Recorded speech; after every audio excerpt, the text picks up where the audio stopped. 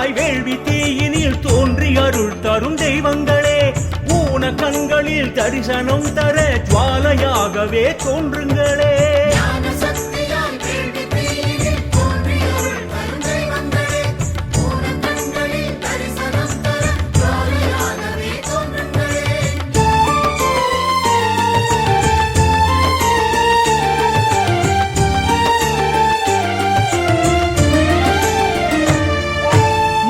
சண்டிகை யாகத்தீயினில் விஜயதசமியில் தோன்றிடுவாய், தசமுகத்தோடு பத்ரகாளியாய் செஞ்சுடர் தரிசனம் தந்திடுவாய்.